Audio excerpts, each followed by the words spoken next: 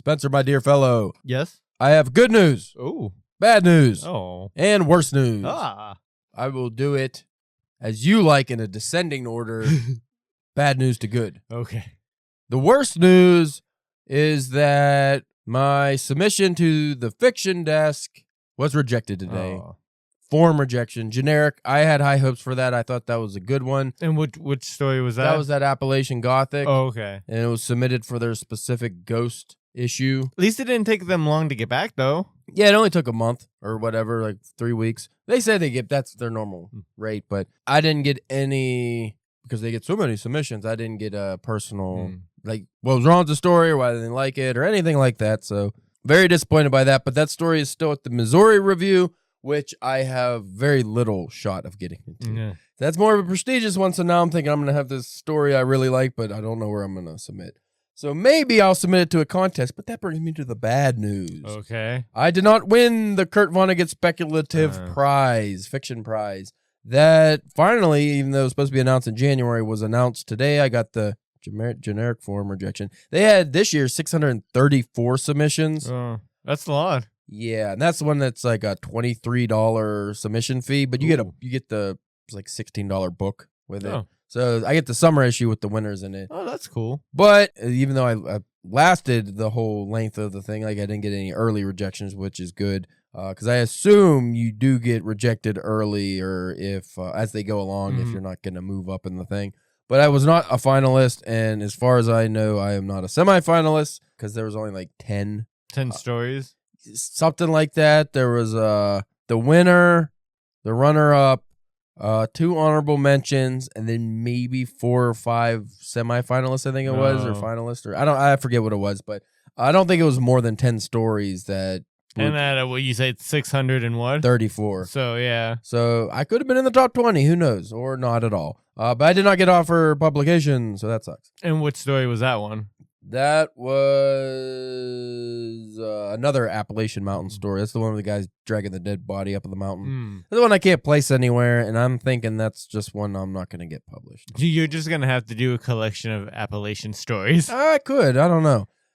So now we are at the precipice of failure, and it's only February.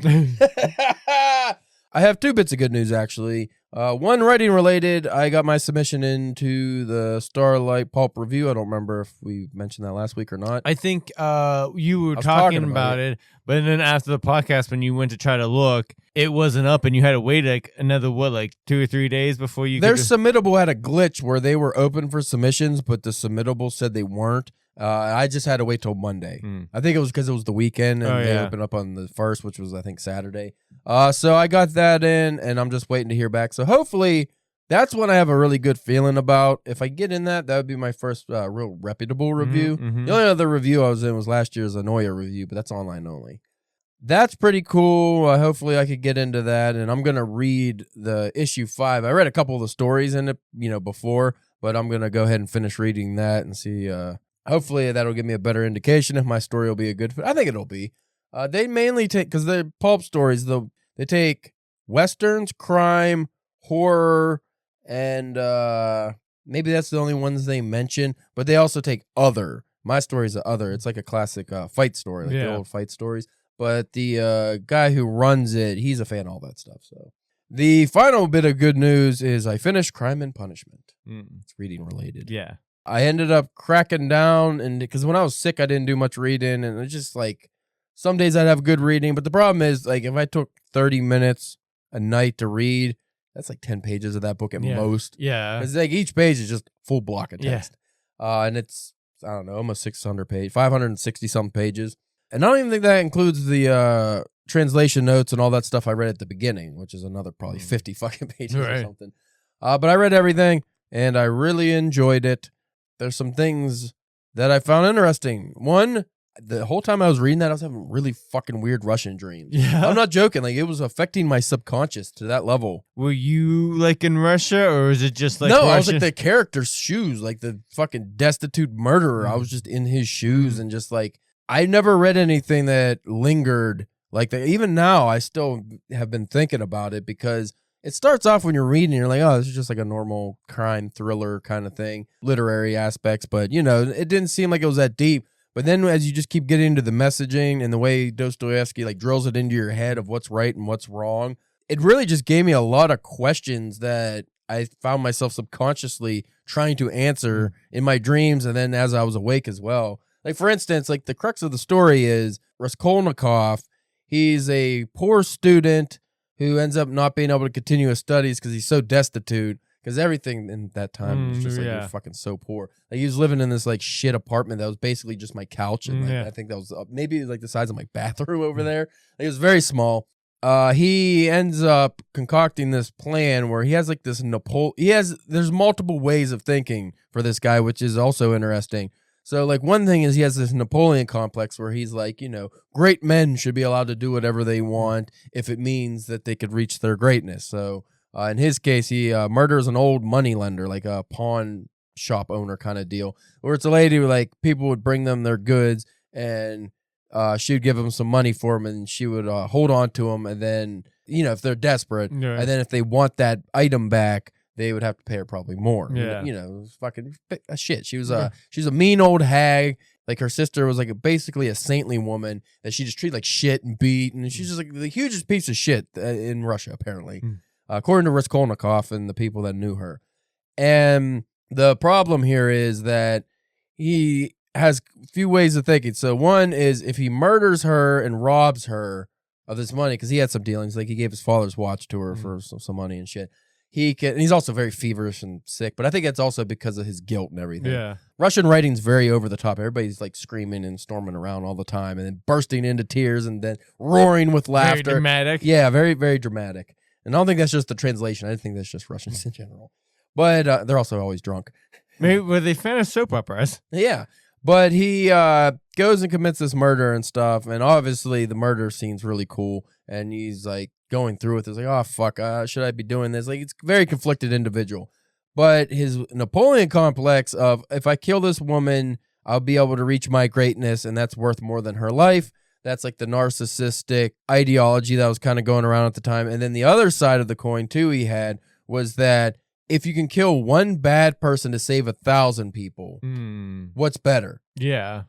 Even though you're committing a crime, you're committing a murder, you still got to save 1,000. So that was his thinking, too, is like, if I kill this woman and become a great man, I could do so much good. And he's not inherently a bad person. It's his circumstances, because later on in the book, you find out, when he was in college, he saved a couple people from a fire and he gets burned. He only had like, we'll say $30 American, but it's like 30 rubles or something. Like, it's not a lot. It's probably like $5 there back then, whatever. But like, the one guy gets trampled by horses drunkenly and he dies. And Raskolnikov gives every cent he has to the woman he doesn't even know for the funeral. And like, so he's constantly doing really good things. And you never know if he's doing them in the story out of guilt until later on when you find out he was doing this in the past as well before he ever committed to being a criminal murderer.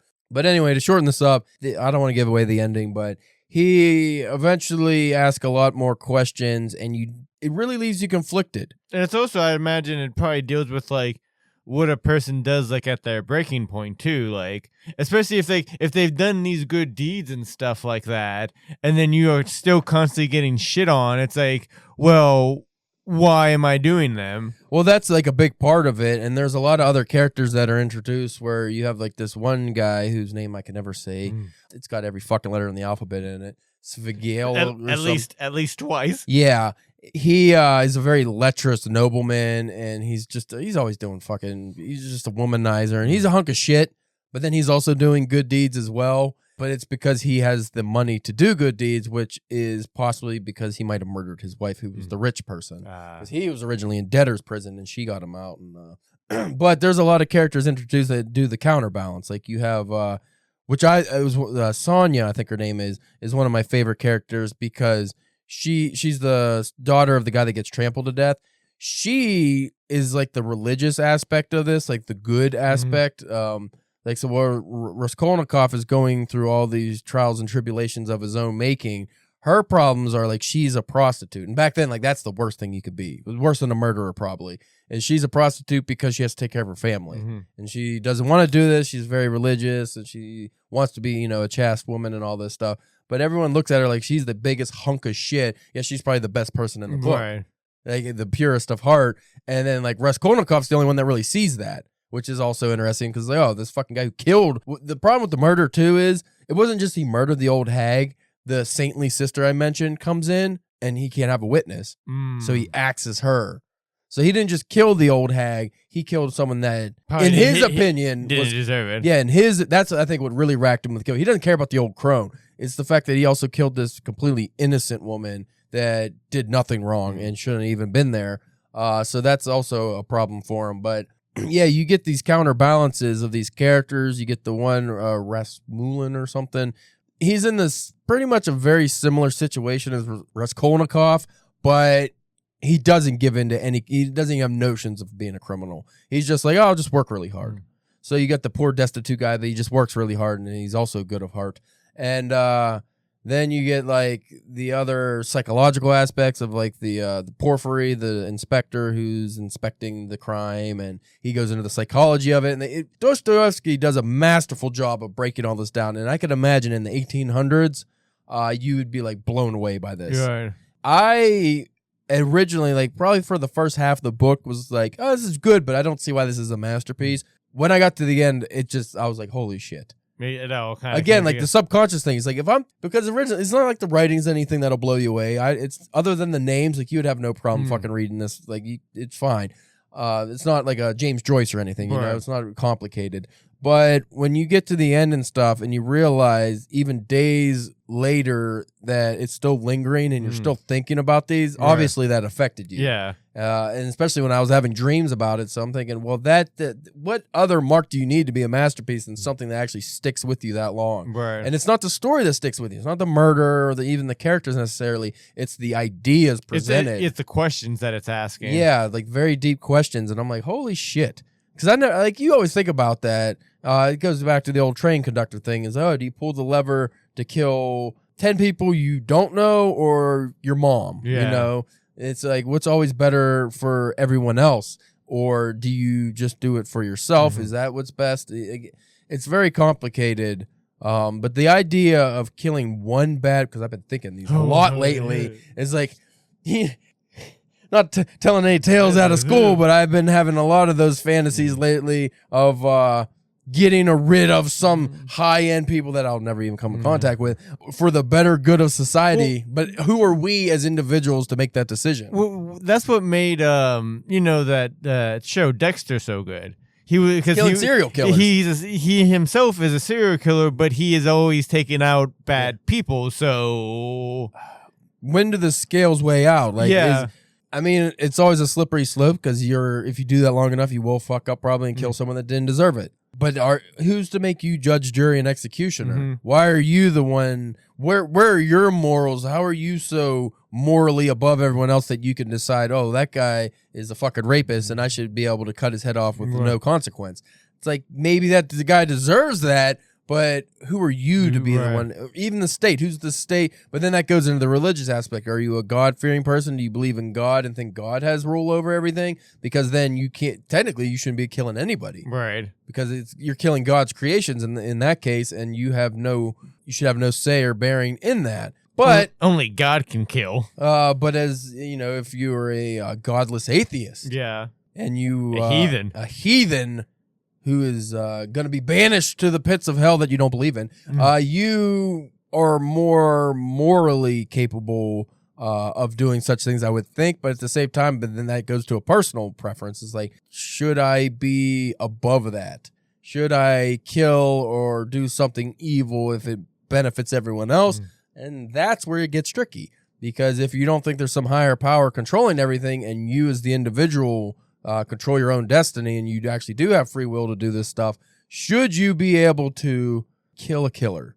Somebody's out there murdering people every day and you find them. Should you do the right thing and apprehend him so the cops can put him through the justice system, that he might get away, but he also might go to jail?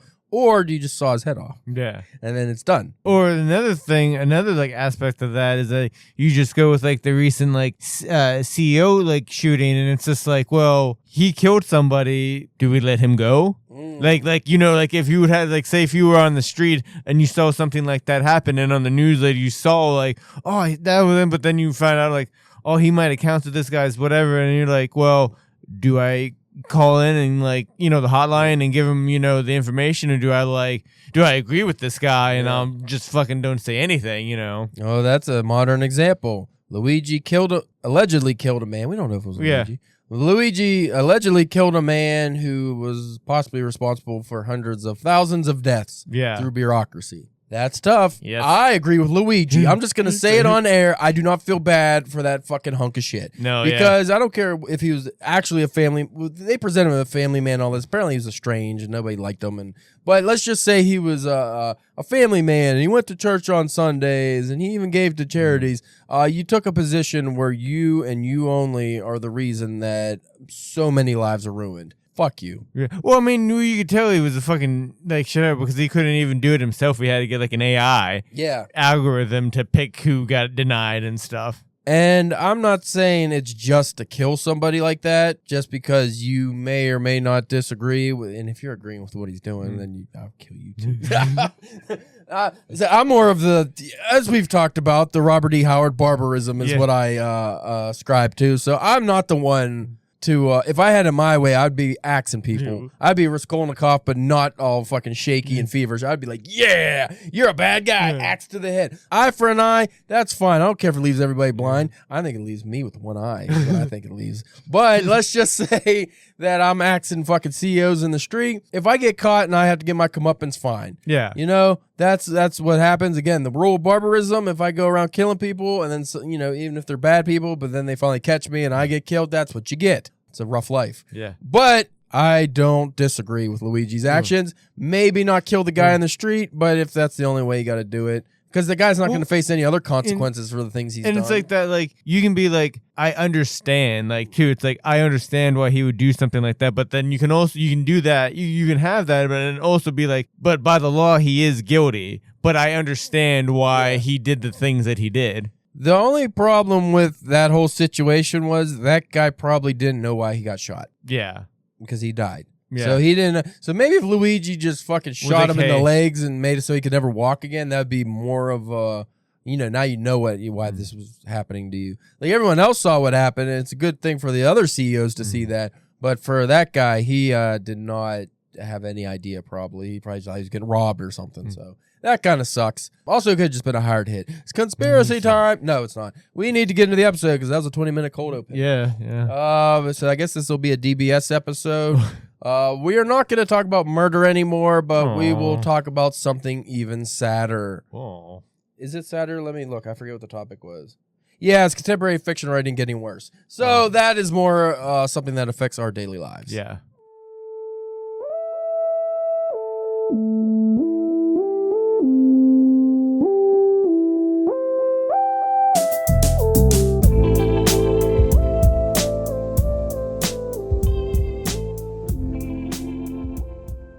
You are listening to the Drunken Pen Wedding Podcast. I'm your host, Caleb James. I was wondering how long it was going to take you to know as I was doing a dumb. I thought Mike Tyson got onto the podcast. This is the Drunken Pen Wedding Podcast. No, I'm not doing that.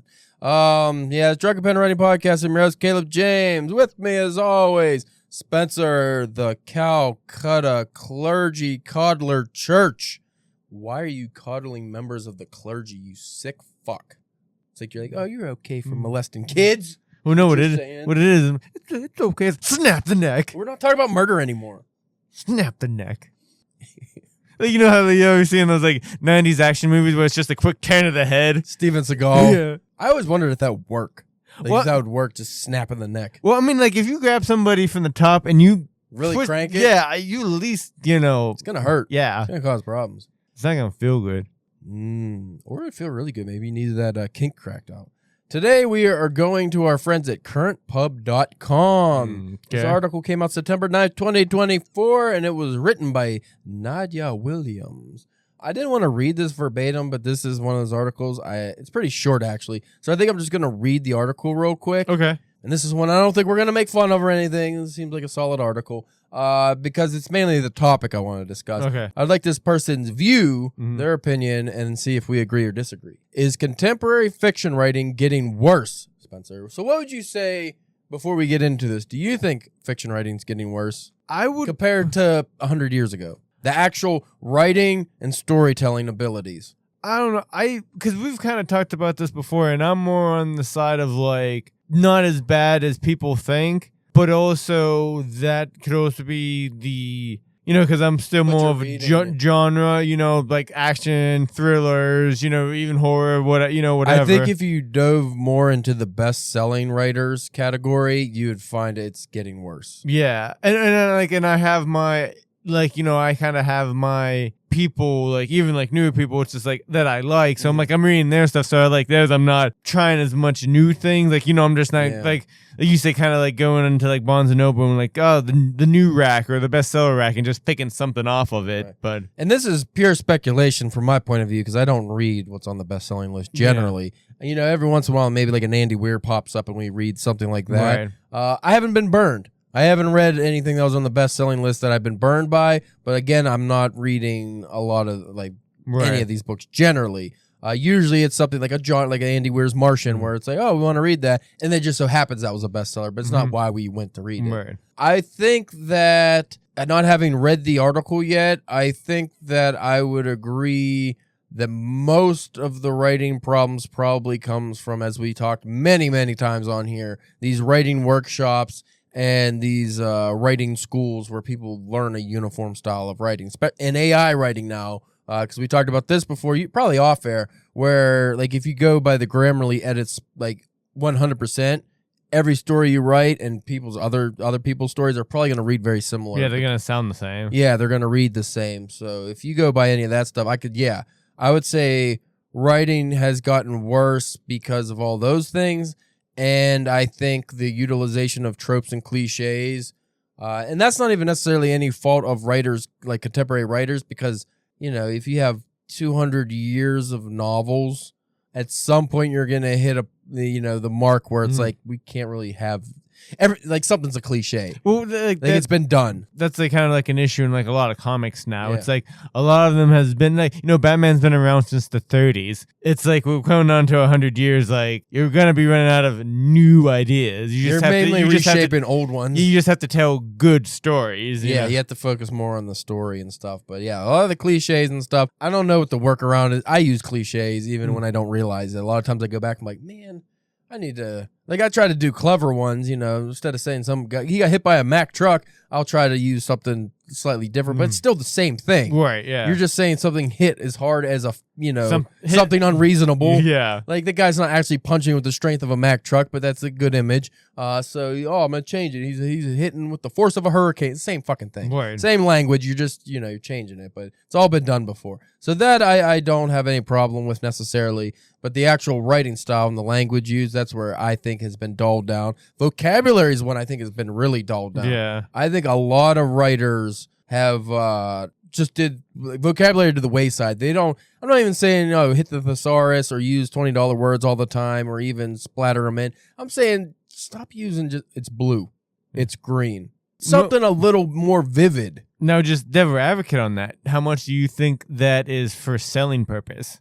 100%. But that's the problem is if you want higher end literature to sell, you can't be embarrassed by it. You can't go, oh, we need to dumb it down to sell more copies to the general public. What you need to do is elevate the general public and condition, because we've conditioned them to read stupid shit. Right. Why can't we condition them to read higher end stuff? Well, that's what I was going to say. I don't think it's necessarily like them being embarrassed. It's just like, I think it's like, if you make it too... They're not going to read. Yeah, people aren't going to buy it. They can't, they won't be. Well, I've been seeing a whole bunch of videos and stuff, and that, like, in America, the average reading level is like 6th grade for most adults. But again, that's because we've conditioned it where we just made it, oh, that's acceptable. Yeah. No. I think that we need to work on just making that better. And what's the best way to do that is making it so there isn't so much fucking dumb work out there. That's the thing. Because if there's... Humans always lean towards the easy. Yes. That's why we fucking will doom scroll TikToks for 5 hours versus reading one science article.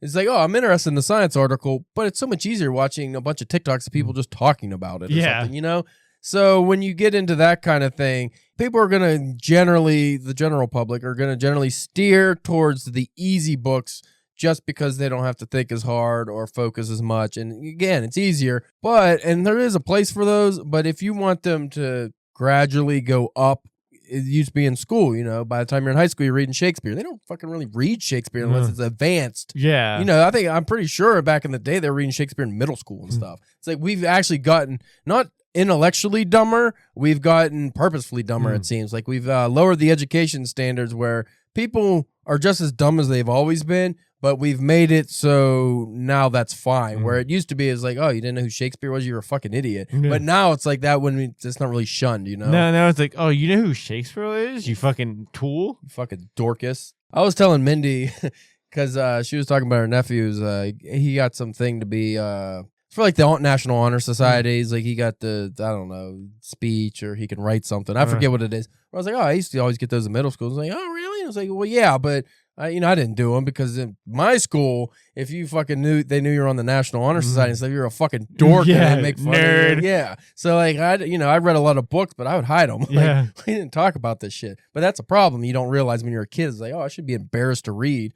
But that's like the old thing is like now anime's cool, comics are cool. When we were in school, you didn't tell anybody you were into that stuff because they thought you were fucking weird. Anyways, contemporary fiction writing getting worse. Nadia Williams. Let's see what this person has to say about this. This is part of the point that Tyson Duffy makes in his fascinating essay, Language, and Leonard Michaels. So this looks like they actually just, I think, cribbed another article. So maybe this is Leonard Michaels' actual opinions. I'm not sure because it's all in italics and it's not full paragraphs. It's just looks like bits of another article. But I'll read it regardless.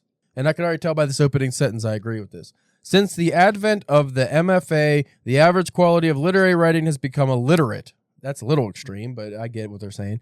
Literary writers exiting these programs tend to write in a uniquely poor way, making extensive use of cliche and worse, egregious misuse of English. So it's almost like maybe they're trying to write too sophisticated because they got this fucking MFA and they're like, oh, I'm a great writer now. And they're actually overdoing it with the language to the point that, again, I've said many times, language is used as a means in writing as a means to communicate something as clearly as possible. And if you're purposely being obtuse and opaque with your writing because you want to be seen as a sophisticate or an academic, you're going to alienate most of the readers. But not only that, whereas a James Joyce might write Ulysses and be brilliant, you are probably just coming off as a guy who's trying too hard and you're a fucking dullard. Yeah. That's what I was worried about my Appalachian Gothic is I was airing too much into that. I think I reeled it back enough, but I do worry that it's trying to come off too smart with the language, but that wasn't my purpose. But that's one of those things that's hard to tell. But I don't have I didn't go into any fucking programs of writing, and I'm an autodidact, Spencer. I am a self-taught writer, which could be bad, but Faulkner was too. Yeah, he wasn't I'm better than Faulkner. Yeah, no, I'm not even close, probably. I don't know. I haven't read enough Faulkner to judge. Maybe I am great. Maybe I should start tooting my own horn. Maybe you should change your name to Caleb James Faulkner. Caleb James Faulkner Kowalski. In conjunction with our increasingly non-reading population, our literary culture is busily producing writers with no literary sensibility whatsoever. This has brought us to a place where the average writing by a midless English language writer today is considerably worse off than it was a century ago. I agree with that because you look at fucking letters and stuff. I'm not talking about Civil War. I'm talking about just 100 years ago. So from the 1920s, you look at just letters and the way people wrote to newspapers and things. Not write for newspapers, just like letter to the editor. The average person writing seemed to write in a more eloquent way. Right. Of course, that's just what survives, but they seem to write in a more eloquent way than writers of today who, you are here yet? Stupid shit like that. These days, because of this state of affairs, my wife has taken refuge in scads of obscure mid-century novels. I don't know what scads mean. I'm already a fucking idiot. Pile? Like a pile, maybe? I would assume it means a large number of quantity. Yeah. She used to read strictly contemporary fiction, but during the pandemic, she dropped the pretense and began reading discontinued domestic interwar, largely British fiction by female authors whom the reading world has seen fit to forget. We josh each other. This guy's 100 years old. We josh each other. Damn, did Lester Dent write this? this Lester Dent again? We josh each other about our reading choices, but she is open about how these books aren't high art. Just good stories competently rendered in tolerable English, unlike the cloying contemporary stuff she has finally abandoned. And I think this might have a lot to do with the fact that, again, what's on the bestseller list is geared towards the widest audience, which is not the smartest audience. So you can definitely find books that would hit the mark that these people would prefer. But I don't think they're looking hard enough. Right. You're not going to find that on the bestsellers list generally. You're going to find that in, I don't know, go to the academic circles. I'm sure there's books out there. He goes on to compare a 1960 novel by Rumer Godin, whom someone has just recommended to me the other day. Ooh. Not me, Caleb. No. Me, Nadia Williams. To a Who recent... might be such and such. You also might be such and such. Yeah. Why am I picking on Doer and now we're back to the Leonard guy, I think. I wish they would have, just say the fucking name. Yeah. This is Leonard again. Why am I picking on Doer and comparing him to a virtually unknown mid-century English writer of quiet realist literature? Because though Godin's excellent novel was read in the 1960s, it was quickly forgotten and received little acclaim and no awards. Whereas Doer has been stuffed with accolades for his subliterate writing. Man, he hates that Doer guy. He also won a Pulitzer. Well, but let's not worry ourselves about that prize, which, as William Gass put it, takes aim at mediocrity and never misses. Jesus Christ. What a thing to say about the highest award in the United States literature. It takes aim at mediocrity and never misses. Also, that's the kind of language I do like. Like that's a way to say it. Fuck, dude. It never misses. Everyone who's won a Pulitzer was a hunk of shit. Faulkner, Hemingway, every fucking Pulitzer was garbage. Yep. Mediocre. Old Man and the Sea, mediocre. Good Lord. So I might have a chance to get in a Pulitzer one day. His novel was called wildly inventive, engaging, and lyrical by critics, and the front matter of the edition in stores was splattered with gobs and gobs of breathless blurbs from the New York Times Book Review, NPR, the Boston Globe, the Guardian, Forbes, Los Angeles, all right, a bunch of places. Jesus. Critics love this book. Doer, of course, has an MFA. He apparently reads, as do the reviewers from all the publications just mentioned. Uneducated Godin... Jesus. Uneducated Godin is immeasurably... Oh, sorry. I keep getting him mixed up with Doer. So he likes Godin. So Godin, as uneducated as he is a genius to this man. That's good. Uneducated Godin is immeasurably better from the first page. Refined, thoughtful, and literate. What is his... If you're winning a Pulitzer, you're still illiterate? How would that be possible? Yet in our current context, someone like Godin gets shown the door while Doer gets praised. So it's basically, why Stephen King get all this money, but then nobody reads Cormac McCarthy? It's that fucking old hacky, It's almost like maybe this Doer fella wrote stories that were for the most people to read, and they liked that. Yeah. What concerns me is the lowness of the low we've reached. Ooh.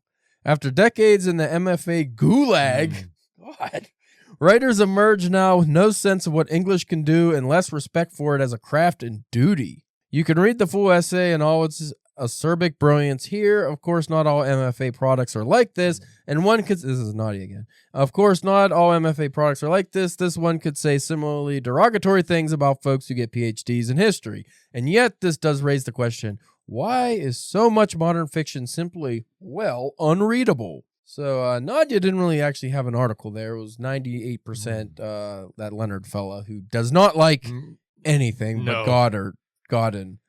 I'm going to that guy's article real quick. I'm not going to read that, obviously, but this is David Bentley. Jesus Louises. So if you go to that article, you could pick it. But Language and Leonard Michaels on the Current State of Literature and Literary Culture by Tyson Duffy, September 5th, 2024.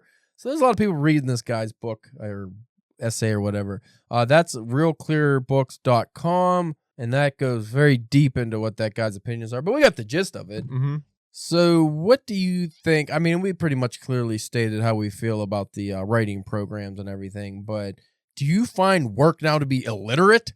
Do you find, and obviously he doesn't mean that in the sense you can't read or write. He means that in the sense that if you have a F. Scott Fitzgerald's Great Gatsby versus, I don't know, that fucking zone 1 or zone whatever it was, Colson Whitehead shit that's trying to be literary. Obviously, one's going to stand out as brilliant and one's going to stand out as hot garbage. I don't know if I would agree with the thing about the Pulitzer. That was a little extreme. Like, Jesus. That just sounds like a guy who tried to win a Pulitzer and didn't. Oh, I can't win it? It's dumb. It's stupid. Like, what the fuck, man? It never misses the mark of mediocrity. That's crazy. That's a crazy thing to say. Yeah. It's like every one of them since the invention of the Pulitzer Prize is. Yeah, because he wasn't even like, oh, like after such and such year, it's always, yeah. Do you know how many great writers have won the Pulitzer? It sounded like he only liked that one guy. Hold on, I'm going to look up. What is his name? Leonard Michaels. Leonard. Why would it even fucking suggest that? American writer Leonard Michaels, who looks like he sounds. Oh, wow. So that looks like a curmudgeon if I ever saw one. He died in 2003, so his view on contemporary fiction, I would love to see it now. Oh, yeah. Because in 2003, we still had bestsellers coming out like books like The Road and stuff that are still, which won the Pulitzer. So maybe he probably hated it. I don't know if it came out when he was alive. Well, probably not. Or even if it did, he probably didn't read it because he died. He's old man fuckhead. Did this guy write books? Oh, he did. The Men's Club. That's all I need to know. He wrote a book called The Men's Club. That's all I need to know about this fella. He's probably one of those men's advocates. And he puts his face on a lot of his books. So that guy doesn't like anything. But I will say that I feel that's a bit harsh. I don't think all modern literature is illiterate. And I obviously don't have any hatred towards what would be considered lowbrow literature or not as finely written as, David Foster Wallace or something. We've talked about on here before where just because something is written brilliantly doesn't mean it's good at all. Yeah. It could be gobbledygook. And like how we talked about earlier, like, yes, we need to bring like the average probably reading level up for, and stuff like that. But there is also something to the, not writing to the masses, but like not like something more, I get maybe like, I don't know how to describe it, like that's not on the literary, like, kind of like, how you just got done doing your boxing story, like the pulp stuff, like, you know what I mean? Now, granted, you can do a lot of that stuff with a higher end. Yeah, and stuff like a Raymond Chandler. But he was like the Conan stories. Yeah. You know what I mean? Like, but I feel like that fellow would have thought that they were hot garbage. Oh, yeah. I always, and we've talked about this before, stories should come above all. For the most part. Like, you can do all you want with experimental writing and the literature and the language is the point of the story. You could do that, but for the most part, I would say the story should be top. So if you're telling a good story, like a really good story, if the language isn't, Faulknerian, like if you're not an elite writer in that regard, if the story's excellent, as Stephen King has shown, it doesn't necessarily matter as much because that's what people are going to remember. I mean, when's the last time you read something that were like, I don't really remember the story, but the fucking writing. Yeah. Like, I mean, it can happen. I've read things like that. But generally, if the story isn't that good, I'm like, it doesn't stick with me. Well, would you say that with like the House of Leaves? I mean, the main story of House of Leaves I liked, and the writing style for that I liked. It was a gimmick. But more like whenever you think about House of Leaves, how often is it you're thinking about the actual story, or is you thinking about like the writing and how he did all the crazy shit? Which is kind of different than, and then that's kind of like the extreme. To be honest, the only thing I really took away from that, like years and years later, that still has stuck with me, is the actual main story and the imagery of the main story. But the all the weird shit, I don't even, like, if I picked it up, it'd be like I read it new, because most of that shit just went one ear and right out the other. Like all the fucking, this page is in French for no, like shit like that, I don't give a fuck about. It just, the way things hit you, they hit you, but the story is always going to stick out. No, I haven't gotten into like too deep with the experimental like stream of consciousness stuff. But, I've read Sound and the Fury. I read To the Lighthouse. I'm going to be reading Ulysses this year. So I have some experience with the high-end, stream of consciousness and the confusing styles of writing. And like Sound and the Fury, the story stuck with me. Mm-hmm. The writing, even though it at times was brilliant and at times very confusing, I took away like, that's a cool way to write a story. But in my head, that didn't stick with me. It was the story and the themes. To the Lighthouse, because there isn't much of a story, as much as I like that, I might not even be able to tell you exactly what it's about right now, honestly. And I just read that, a few months ago?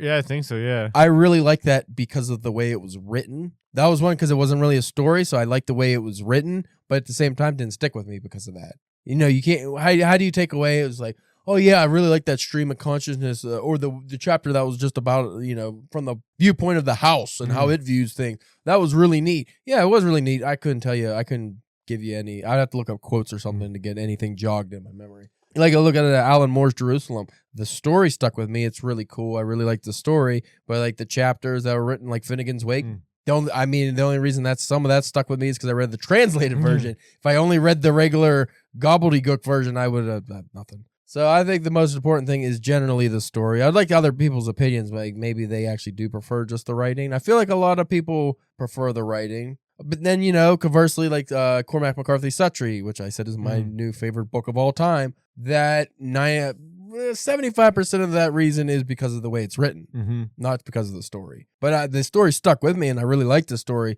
but it was the language. But that's more because it's poetic. That's like saying, oh, do you, like when you read poetry, what are you taking more? The way, like the imagery of the poem and the way it's written, or the, you know, the story, quote unquote, of the poem? Generally, that's the opposite. You're looking at more of the imagery and the allusions and metaphors and stuff. So that's what I took away from Suttree, but I went into that knowing that's more of like a big poem than it is just a story. So it depends what you're reading. But I do agree again with the MFA style of writing shit where it's like, oh, you know, we all write the same. Like, yeah, that's boring. If you know, everyone on the bestseller list writes in a similar fashion, I don't want to read it. You look at all these modern fantasy books that are so popular. Anytime I see people putting like excerpts, like on those review Instagram things, I couldn't tell you the difference of the authors. They all read exactly the fucking same to me. Garbage.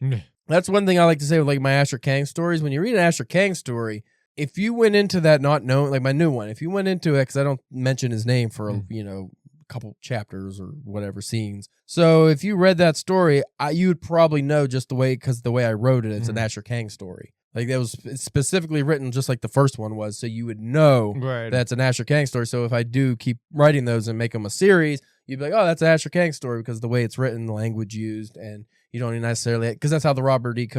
Howard Conan stories were. You'd read them like, I think this is a Conan story. Whereas a Solomon Kane, despite the fact that it's, you know, Robert E. Howard still writing it, similar language, when you read those, you're like, oh, this reads like a Solomon Kane story. And sure enough, Solomon Kane comes in. You're like, oh, yeah. It's cool that you can, through like the subtle nuances of the way you write and use the language, even if it's the same genre and the same style of story, can be different just because of the characters. Yeah. That's obviously something that takes a lot of effort. But I feel modern writers don't want to take the effort a lot.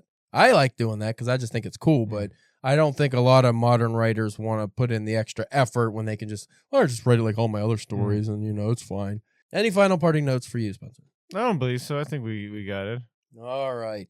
Well, that was an episode, a 20-minute cold open of us ranting about murder, but I'm keeping that in. Yeah. I thought we covered some good ground there.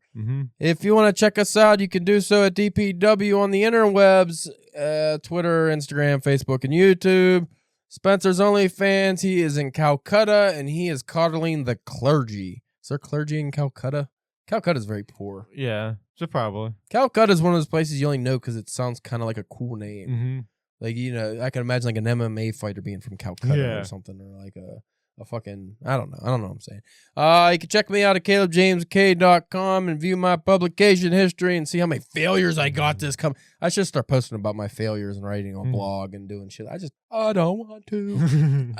Talk about laziness. I focus my writing on my actual writing. My personal stuff that would actually grow me as a brand, I cannot do because I feel like that just would cut into my writing. And I don't want to do that. Yeah. So I don't know how. Maybe hire a 25-year-old named Big Balls to do it. Yeah. Maybe I'll do that. Some fucking racist hunk of shit that we're not gonna talk about that. You know, murder is not the worst thing you could do.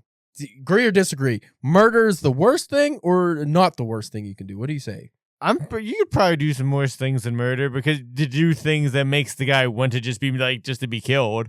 So he had it coming. Yeah. Thank you for listening. That's what we'll leave you with. Is murder the worst thing?